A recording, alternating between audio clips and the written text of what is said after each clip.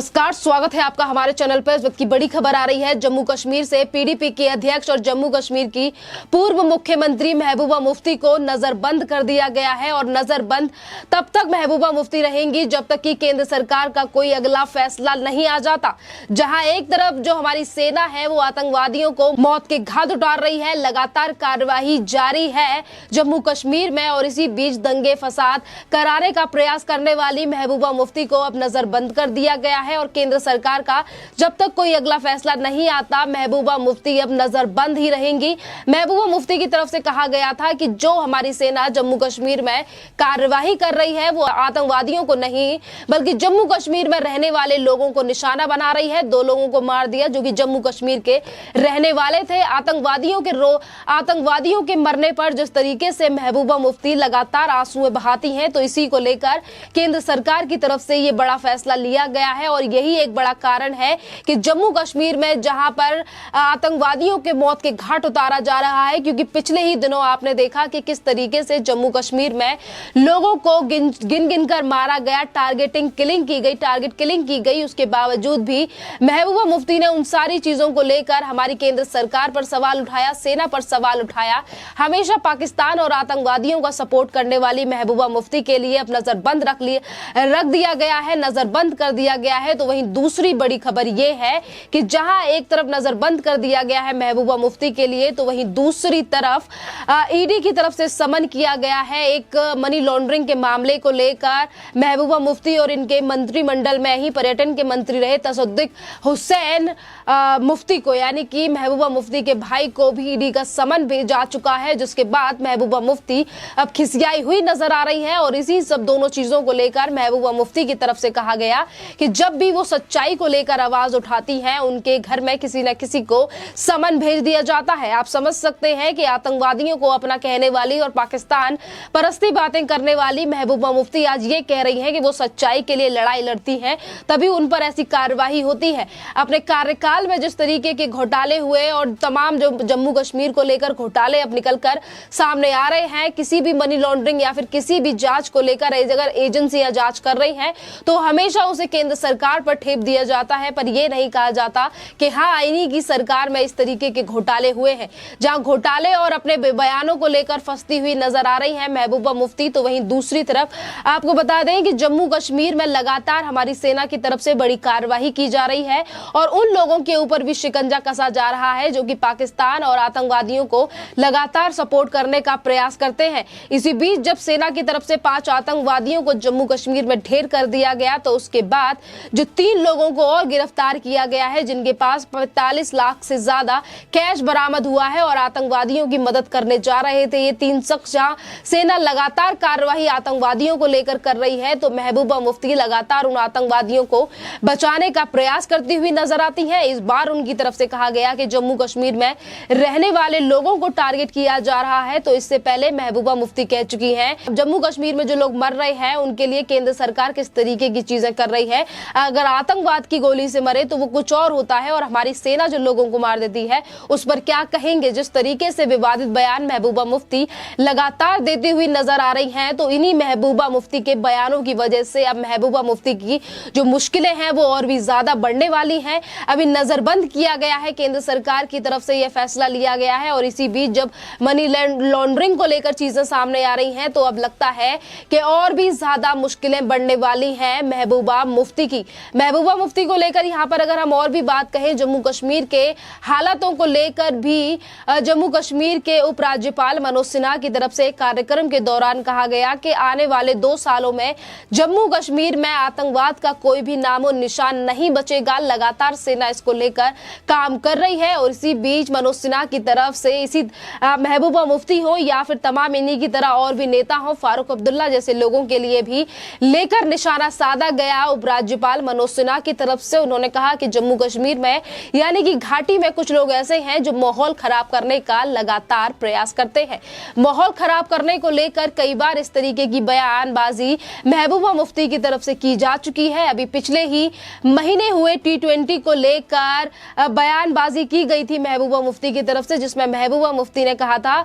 कि जो लोग पटाखे फोड़ रहे हैं पाकिस्तान की जीत पर वो गलत नहीं है। भारत में तो कई ऐसे नारे हैं जो लगाए जाते हैं जिसको लेकर केंद्र सरकार अभी तक फैसला नहीं लेती है, कोई भी जो उसको लेकर है एक्शन नहीं लिया जाता, तो फिर पाकिस्तान की जीत को लेकर पटाखे फोड़ने वाले गलत कैसे। और विराट कोहली को लेकर भी टिप्पणी महबूबा मुफ्ती की तरफ से की गई थी। फिलहाल बात यह है कि उसके बाद महबूबा मुफ्ती की जमकर खिंचाई भी देश की जनता की तरफ से की गई थी। पर जिस तरीके से महबूबा मुफ्ती लगातार जम्मू कश्मीर के हालातों को लेकर पाकिस्तान परस्ती बातें करती हैं, कभी वो ये कहती हैं कि धारा 370 के मसले को लेकर केंद्र सरकार को पाकिस्तान से बात करनी चाहिए, तो कभी वो ये कहती हैं कि हमारी सेना जो है वो बेकसूर लोगों के लिए मार रही है। आप समझ सकते हैं कि जिस तरीके से बयानबाजी महबूबा मुफ्ती लगातार धारा 370 के हटने से पहले, यही महबूबा मुफ्ती है जो ये कहती थी कि लाल चौक पर कोई तिरंगा उठाने वाला नहीं मिलेगा। और इस तरीके की बयानबाजी, यानी कि जिस देश में रहने के बावजूद भी जैसी राजनीति करने के लिए महबूबा मुफ्ती की तरफ से बयानबाजी की जाती है, और उन्हीं की वजह से अब घिरती हुई नजर आ रही है महबूबा मुफ्ती। जहां एक तरफ शिकंजा बढ़ता जा रहा है महबूबा मुफ्ती की तरफ से, तो अब ऐसा लग रहा है कि आने वाले समय में मुश्किलें बढ़ सकती हैं फारूक अब्दुल्ला की भी, क्योंकि फारूक अब्दुल्ला की तरफ से भी कई बार इसी तरीके का बयान दिया जा चुका है। फारूक अब्दुल्ला ने तो अभी कुछ दिन पहले ये तक कह दिया था कि धारा 370 को वापस लगाने के लिए हम चीन की मदद लेंगे, और साथ में ये कई बार कह चुके हैं महबूबा मुफ्ती हो या फिर फारूक अब्दुल्ला, ये दोनों कई बार ऐसी तरीके की बातें कर चुके हैं। पाकिस्तान परस्ती करने में कभी भी पीछे नहीं हटते ये दोनों। और फारूक अब्दुल्ला की तरफ से भी कहा गया था कि हमारी जो सरकार है उसे पाकिस्तान से बात करनी चाहिए, और इसी बीच पाकिस्तान को लेकर कड़े एक्शन ले ही रही है हमारी सरकार, और सेना लगातार जवाब दे रही है। पर उसके बावजूद भी हालातों को लेकर, जिस तरीके के हालात जम्मू कश्मीर में है, धारा 370 के बाद हालातों को सुधारने का लगातार प्रयास किया जा रहा है केंद्र सरकार की तरफ से, जहां सेना लगातार प्रयास कर रही है आतंकवादियों का खात्मा करने के लिए जम्मू कश्मीर में, तो वहीं दंगे भड़काने का लगातार प्रयास किया जाता है महबूबा मुफ्ती की तरफ से। और अभी कुछ दिन पहले पीएम नरेंद्र मोदी की तरफ से मीटिंग भी इन्हीं सब नेताओं की हुई थी जम्मू कश्मीर के विकास को लेकर। उसके बावजूद भी नेताओं की जो खींच है वो अभी तक खत्म होती हुई नहीं दिखाई दे रही है, क्योंकि या फिर वो कांग्रेस हो या फिर महबूबा मुफ्ती, फारूक अब्दुल्ला या फिर तमाम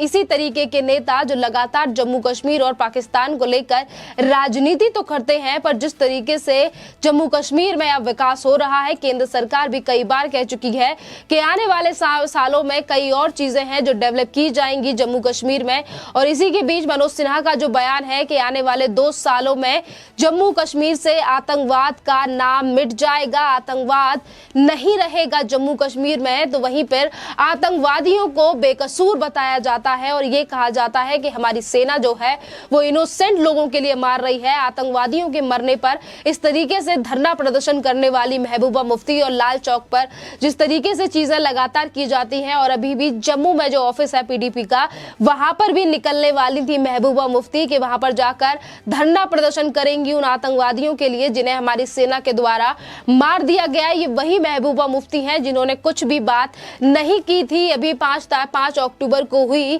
टारगेटिंग किलिंग को लेकर, जिसमें आतंकवादियों के द्वारा 2 टीचरों को मार दिया गया, उनकी सिर्फ आइडेंटिटी को देख करके ये हिंदू हैं, और इस तरीके से उन 2 टीचरों को मौत के घाट उतार दिया गया, उन्हें मार दिया गया। और उसको लेकर महबूबा मुफ्ती लगातार चुप रही थी, और उसके बाद अगर उन्होंने बयान दिया था तो वो भी विवाद खड़ा करने वाला बयान था। उन्होंने कहा था कि अगर आतंकवादी की गोली से मर रहा है तो उस पर रोना, और जिस तरीके से भारतीय सेना इनोसेंट लोगों को मार देती है तो उस पर क्या कहेंगे। केंद्र सरकार को बार बार पर ब्लेम करने वाली महबूबा मुफ्ती की मुश्किलें अब खड़ी होने वाली हैं, क्योंकि एजेंसियां लगातार जम्मू कश्मीर को लेकर काम कर रही हैं। महबूबा